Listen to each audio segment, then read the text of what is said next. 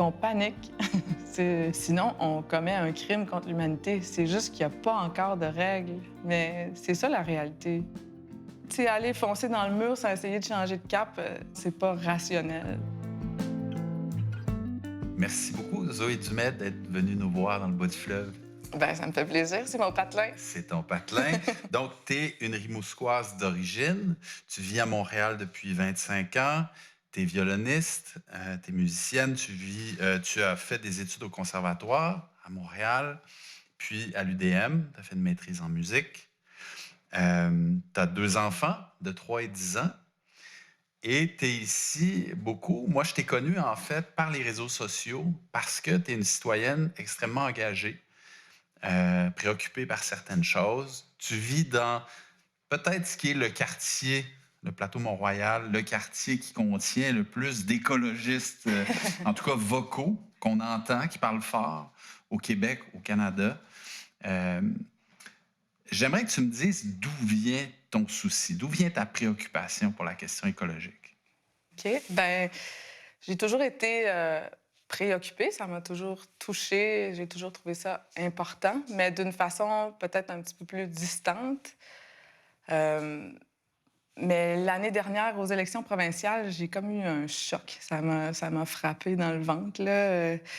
En fait, nous, on est abonnés au Devoir à la maison, puis 2 fois par semaine, on recevait des articles apocalyptiques, là. C'était comme la fin du monde, puis... mais le reste du temps, personne parlait de rien. Puis c'était la campagne électorale qui commençait, puis... Donc, on parle de la campagne de provinciale, oui, c'est 2018 ça, exactement. où les Québécois ont choisi la CAQ comme gouvernement. Oui, c'est ça. Mais là, c'était avant ça. Puis il y a politiquement, personne n'en parlait. Tu sais, la campagne électorale, ça dure officiellement un mois, mais ils en ont parlé des élections pendant au moins 1 an avant. Puis personne ne parlait de ça. Puis là, on dirait qu'il y a eu un moment où ça m'a vraiment frappée. C'est comme si j'avais touché, si j'avais palpé que l'irresponsabilité puis l'inconséquence des gouvernements allait vraiment comme nuire au futur de mes enfants. Puis ça m'a fait vraiment paniquer beaucoup. Est-ce qu'il y a un moment zéro à ça? Est-ce que tu te rappelles de l'instant où tu t'es dit, OK, là, il y a quelque chose qui ne va pas? Oui, c'est drôle, je me rappelle. Ben, c'est drôle, c'est pas drôle, mais. Euh, En fait, c'est Michel Rivard. Il avait écrit l'environnement, encore un grand absent de cette campagne électorale. Puis on dirait que ça a été la goutte. Ça m'a comme sonné. Je suis allée me coucher, puis là, je me disais, ah, ça faut faire quelque chose, ça n'a pas d'allure. On devient complice si on fait rien, tu sais. Puis là, ben, j'ai demandé aux gens de changer leur profil. J'ai fait comme une petite démarche sur les réseaux sociaux. J'ai demandé aux gens de changer leur profil pour un rond vert. Puis là, ben, ça a fait boule de neige un peu. Puis, Donc, ce rond vert que tu portes aujourd'hui, oui, c'est ça. Ben, en fait, moi, c'est vraiment sur les réseaux sociaux. Puis après ça, il y a une fille que je connais qui l'a découpé dans la feutrine. Puis là, c'est comme, ah oui, OK, on y va, c'est parti. Mais. puis ce rond vert-là, qu'est-ce qu'il veut dire? Qu'est-ce qu'il dit? Ben, il dit que. Tu sais, aller foncer dans le mur sans essayer de changer de cap, c'est pas sensé, ça n'a pas plein de sens, c'est pas rationnel. Puis que toutes les décisions politiques, ben, elles doivent tenir compte de l'environnement.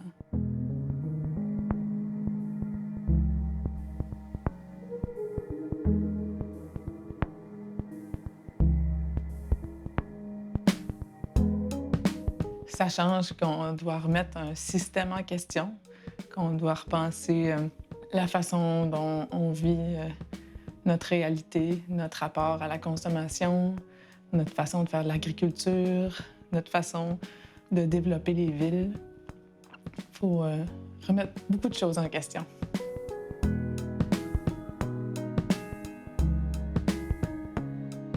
Est-ce que tu as l'impression, parce que tu habites sur le plateau Mont-Royal, qui est, dépendamment des points de vue, souvent, quand on habite à l'extérieur du plateau, on voit ça comme une caricature où il n'y a que des artistes et des écolos. As-tu l'impression qu'il y a un décalage entre ce quartier-là, qui a élu Projet Montréal depuis déjà très longtemps, et le reste du Québec?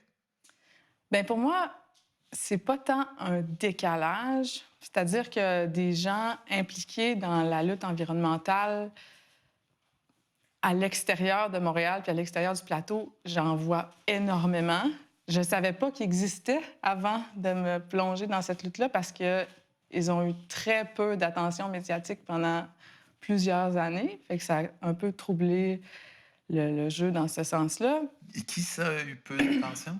Ben, tous les groupes environnementaux hors Montréal. C'est devenu très centré sur Montréal, euh, mais il y en a vraiment beaucoup, en fait. Puis il fut un temps où il y en avait vraiment, vraiment beaucoup. Il y avait comme 800 groupes écolos au Québec. Pour moi, c'est un peu comme si tout à coup, ça reprenait. C'est comme si c'était devenu très, très montréalo-centré, puis que là, tout à Mhm. coup, on se rendait compte, bien, d'abord, premièrement, la plupart des luttes se passent à l'extérieur de Montréal. Mais il y a plein de groupes qui sont à Val-d'Or, à Rimouski. Fait que pour moi, il y a vraiment des gens très impliqués euh, qui sont pas à Montréal, qui sont pas sur le plateau. Par contre, sur le plateau, ce qu'on a vécu, c'est les conséquences d'une densité, tu sais.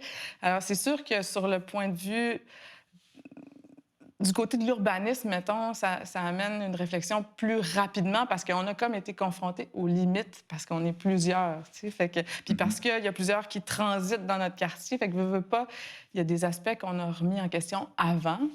On sait que la croissance du parc automobile dans la région montréalaise n'a jamais été stoppée. Il y a toujours une augmentation, toujours plus d'autos au Québec, mais autour de Montréal aussi. Donc, le plateau, qui est le centre, C'est est ça. forcément traversé par cette C'est ça, circulation-là. c'est hallucinant. Tu sais, à chaque année, à Montréal, il y a 10 000 voitures de plus. Sauf l'année passée, c'était la première fois qu'il y a une différence. Mais...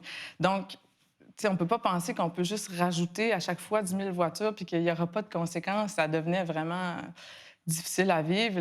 Les gens transitaient par les petites rues, puis ça amenait une qualité ça ruinait un peu la qualité de vie des gens. Ça devenait dangereux.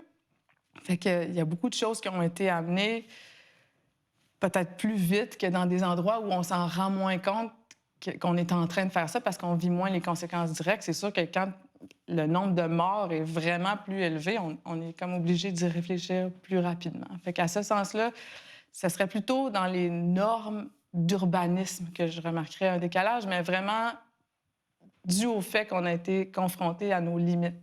Mhm. Pour quelqu'un qui ne connaît pas du tout le plateau Mont-Royal, dis-moi un petit peu comment ça s'incarne? C'est quoi les mesures? Qu'est-ce qui a changé? OK, bien d'abord, les limites de vitesse. C'est passé à 30 km partout parce que ou peut-être, sur certaines artères 40, mais en gros, c'est beaucoup 30 km/h. Puis, il y a eu, bien, disons, la mesure qui a créé le plus de colère, c'est qu'il s'est mis à avoir des sens uniques pour faire que les gens pouvaient plus juste transiter à travers n'importe quelle petite rue de quartier. Donc, c'est sûr que ce côté-là, il est un petit peu moins intuitif, on va dire.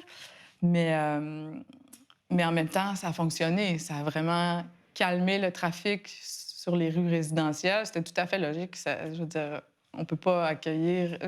dans n'importe quelle ville, si les petites rues se mettaient à être fréquentées comme des boulevards, les gens deviendraient fous. Fait que c'est ça qui Mhm. arrivait.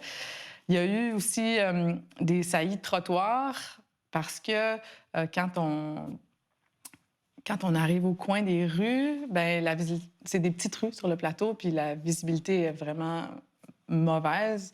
Puis il y a beaucoup de cyclistes, fait que le partage de tout ça était vraiment complexe. Puis là, ben, ils ont dégagé. C'était déjà comme ça dans le code de la route. On n'a pas le droit de se stationner aux intersections, mais c'était juste pas respecté. Ben, ils ont fait des saillies de trottoirs, ils ont comme soufflé, puis en plus, ils ont désasphalté puis verdi, fait que ça a comme plein de belles fonctions. Mais ça fait que, en fait, je peux donner un exemple. À côté de chez nous, il y a une école, il y a une petite école, puis c'était comme une zone très problématique, tu sais, parce que le trafic était vraiment rapide, puis il y avait des affiches, là, s'il vous plaît, arrêtez de rouler vite, puis tout ça. Puis c'était vraiment une zone compliquée. Puis finalement, ils ont enlevé des rues autour de l'école, ils ont enlevé une rue qui traversait le parc, ils ont fait des saillies, ils ont mis un stop. Puis là, maintenant, tu sais, les gens se font en traversant. Tu sais, la dynamique sociale, le partage de la rue est complètement différente. Tu sais. Mais quand ils planifiaient de faire ça, tu sais, la grogne était Mhm. phénoménale. Tout le monde avait peur, ça allait être la catastrophe. Mhm. Pour moi, je trouve que j'ai trouvé ça intéressant de vivre ça parce que aussi, je suis convaincue que c'est quelque chose comme ça qui nous attend au Québec à plus grande échelle. C'est-à-dire qu'il va y avoir forcément des mesures impopulaires qu'on va devoir mettre en place. Il va falloir avoir le courage politique de le faire.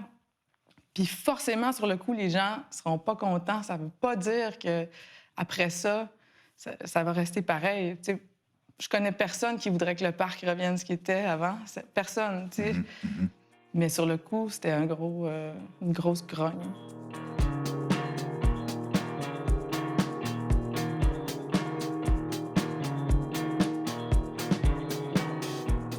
Les changements climatiques, ça change comment on doit penser nos transports, mais ça change aussi comment on doit penser notre approvisionnement, les aliments.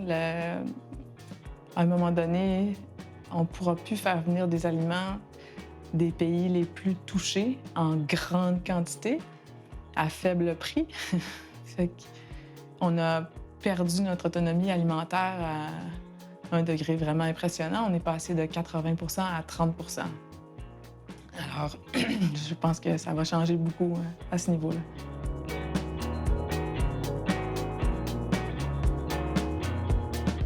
Qu'est-ce qui explique que Zoé Dumais, avant Projet Montréal ou avant la campagne de 2018, prenait pas la parole, s'exprimait pas là-dessus? Qu'est-ce qui a changé? Euh, le niveau de conscience de la responsabilité, je pense. Je, je me suis mise à mesurer qu'on devait tous se rendre compte que c'est à chacun de nous de le faire, puis de tout faire pour changer tous ceux autour. C'est comme si on a trop longtemps laissé la politique aux autres. La façon dont on vit notre démocratie, pour moi, elle est vraiment très problématique. Je pense que pour moi, c'est pas mal le cœur du problème climatique et environnemental. Et je trouve que c'est un peu un symptôme, la crise environnementale. C'est comme si on avait laissé des géants gérer, puis des intérêts, tu sais, gérer Mhm, tout notre espace, tout notre écosystème. mhm. Puis là, on est face aux conséquences. Fait que, qu'est-ce qu'on fait? Moi, j'ai envie que mes enfants aient une vie, une vie décente. Puis je pense que j'ai plus le droit de me taire à quelque part, tu sais. Fait que, à ton avis, puis c'est pour ça que je t'ai invité ici, je le redis, tu es une citoyenne, tu es assez claire sur les médias sociaux, dans tes prises de parole, mais tu as décidé de te mettre en marche. Puis, est-ce que tu as l'impression que tu fais partie d'un mouvement? As-tu l'impression qu'on est dans une époque où ça va arriver de plus en plus? Est-ce que tu as espoir à ça? Bien, absolument, j'ai l'impression de faire partie d'un mouvement. J'ai l'impression d'être juste un petit maillon de la chaîne, puis c'est ça que je veux être aussi. J'ai pas envie d'être en avant, puis c'est ça que je voulais faire aussi avec le point vert, c'est ça que j'avais écrit. Je voulais comme que qu'on donne la parole à ceux qui s'y connaissent. Euh, j'ai l'impression que c'est un mouvement social qui se construit, qu'on a de la misère à admettre qu'on a besoin d'une révolution. C'est difficile, c'est comme des mots qui sont chargés de stéréotypes. Puis je pense que ça se construit, ça dépend si on a le courage de le faire, si on a le courage de se réinventer. Mais c'est essentiel.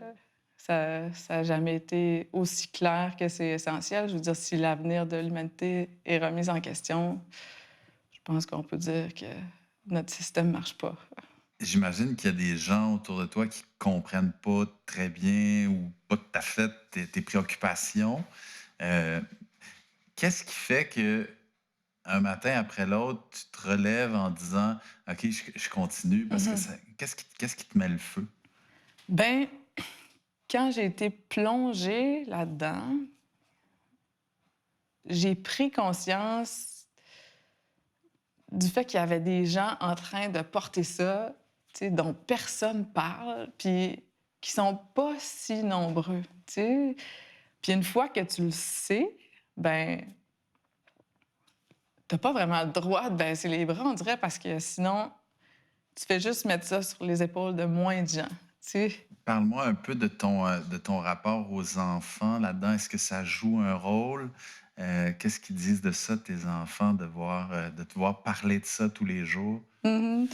Ben, ça joue un rôle, c'est sûr. Je veux dire, c'est Dans ton implication? ouais, oui, c'est ça. Dans mon cœur, tu sais, c'est la raison qui vient me chercher, la raison pour laquelle je fais ça. Mes enfants, puis mes élèves, puis mes neveux, mais tu sais, tous les enfants, pas juste mes enfants à moi, mais les enfants. Maintenant, des fois, je pense que ma fille est exaspérée de m'attendre au commerce du coin dans la discussion, mais, mais je pense qu'elle comprend en même temps, puis elle est super sensibilisée. Ça me donne espoir aussi de voir que les jeunes sont de plus en plus sensibilisés. Mmh. Est-ce que, tu as l'impression d'avoir reçu ça de tes parents? Puis, l'idée, c'est pas de juger nos parents en Ah ah! particulier, mais est-ce que tu penses qu'il y a quelque chose qui s'accélère ou, qui va vers le mieux du point de vue générationnel? Penses-tu qu'on est plus conscient que nos parents l'étaient? Oui, je pense qu'on est plus conscient. Je pense que on est plus concrètement touché peut-être ou on est peut-être parce qu'on sait maintenant que nos enfants vont être vraiment touchés. C'est plus mesurable, comme quantifiable, fait que c'est normal, ça fait paniquer, tu sais. Mais c'est normal que ça fasse paniquer. Moi, ce qui me dérange, c'est que on présente le fait de paniquer comme une maladie. Tu sais, je veux dire, je veux bien que ça ait un nom, c'est correct. L'éco-anxiété, c'est correct, on a mis un nom dessus maintenant. On peut pas soigner l'éco-anxiété. Je veux dire, il faut qu'on panique. Il faut qu'on change nos façons de faire, sinon on commet un crime contre l'humanité. C'est juste qu'il y a pas encore de règles, mais c'est ça la réalité. C'est juste que la loi, elle n'existe pas encore, mais forcément, il va arriver un temps où les gens vont être reconnus pour leurs gestes vont être reconnus pour ce qu'ils sont. C'est-à-dire les gens qui sont responsables de la situation actuelle? Oui, C'est qui? puis tous un peu aussi, parce qu'on Mmh. on l'est un peu dans notre façon de regarder sans intervenir. Mmh. On est tous responsables, mais qui est plus responsable que les autres, tu dirais? Toi, qu'est-ce qui est responsable de la situation, hein? Ben, je dirais que le système est responsable. Ce qu'on a laissé s'installer, pour moi, c'est ça le problème. On l'a laissé s'installer, mais il est en train de définir un peu tout. Tu sais, la façon dont on vit notre démocratie est super problématique. C'est un concours de popularité aux 4 ans. Tu sais, forcément, ça donne pas des décisions super sensées, des choix éclairés, puis des décisions impopulaires parce qu'on veut construire un projet de société. Tu sais, c'est pas du tout de cet ordre-là. C'est vraiment un problème. Puis tant que ça changera pas, on va juste refaire la même chose, tu sais. Puis là, on s'enfonce dans le capitalisme puis le néolibéralisme, puis on veut pas les remettre en question, tu sais.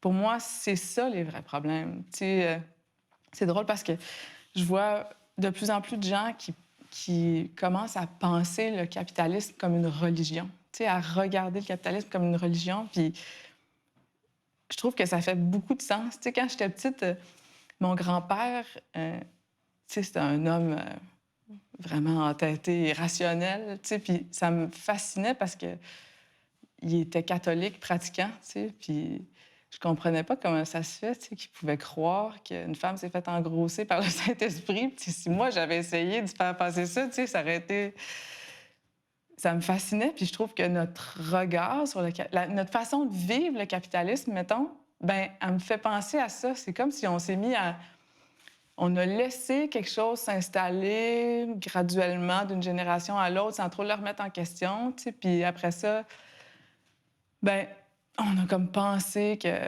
tu sais, la loi du marché puis tout, ça allait tout gérer puis tout allait bien s'équilibrer au final, tu sais, mais voyons, ça n'a pas de sens.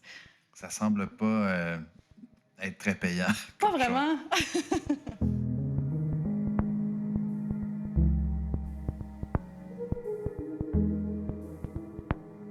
Pour moi, la crise climatique, c'est un symptôme d'un système, le symptôme d'une façon de fonctionner qui touche plusieurs métiers, dont le mien. On a laissé des multinationales prendre le contrôle sur des métiers en faisant miroiter que le consommateur était extrêmement gagnant. Dans le milieu musical, c'est une réalité extrêmement palpable. On fait du streaming en disant que une avancée incroyable, puis ça fait que le métier est malade.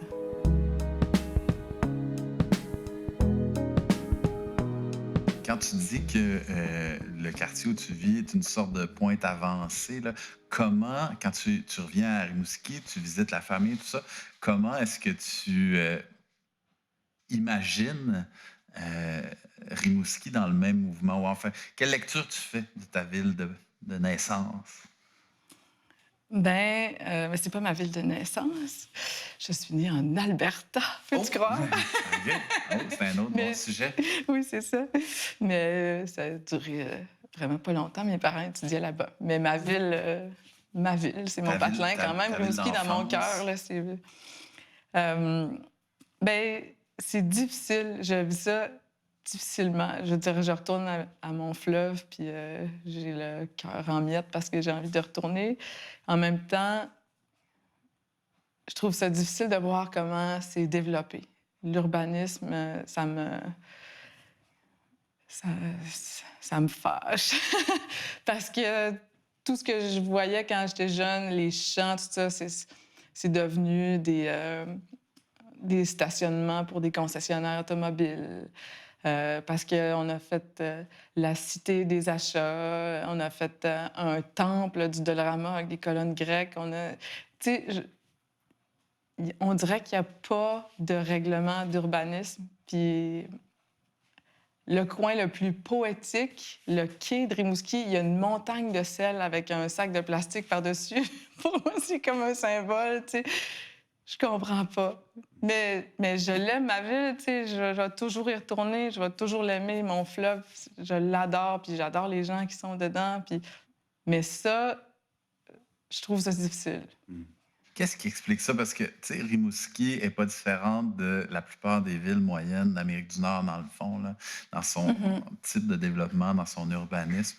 Mais qu'est-ce qui explique que euh, on construise des villes où il fait pas super bon marché?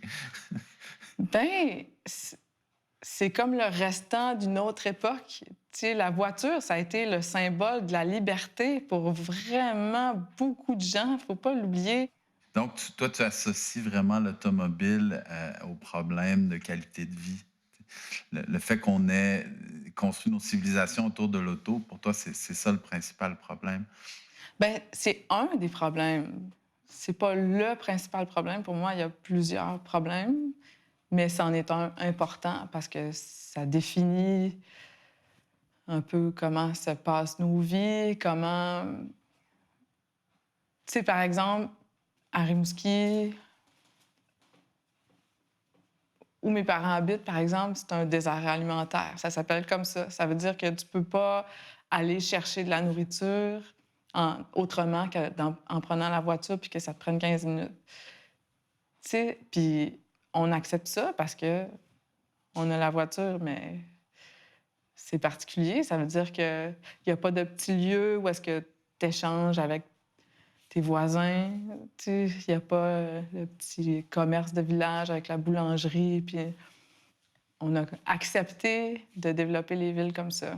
Mais c'est parce que la voiture est là, parce que sinon, ça ne pourrait pas fonctionner. Je pense que il y a une majorité de gens qui seraient ici avec nous aujourd'hui puis qui diraient, ben, je comprends pas le problème. OK. Je vois pas Ah ton oui, tu problème. penses? D'avoir à prendre sa voiture pour aller acheter à manger, ben, c'est normal. On a toujours fait ça, à ce que je sache. Ah, ben non, vraiment pas. Je veux dire, tu sais, on dirait qu'on a perdu de vue ça, c'est quelque chose qui me fascine aussi.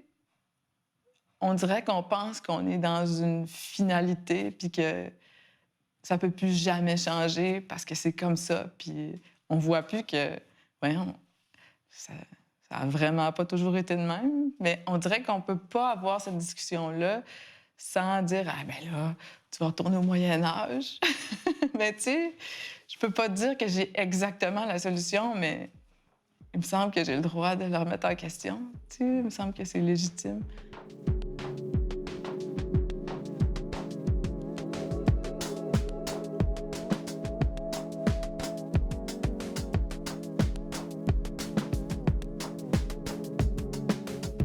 Je t'avais demandé, Zoé, de chercher un texte qui t'inspire ou auquel tu reviens pour te donner du courage. T'as apporté quelque chose, je pense. Oui, ben j'ai apporté un texte qui m'a marqué de Jean-François Nadeau dans le Devoir à propos de la chasse aux loups. Parce que c'est dans la survie du caribou. Pour la survie du caribou, le gouvernement a proposé de chasser les loups puis de laisser faire tout le reste des plans qui ont été proposés. Mhm.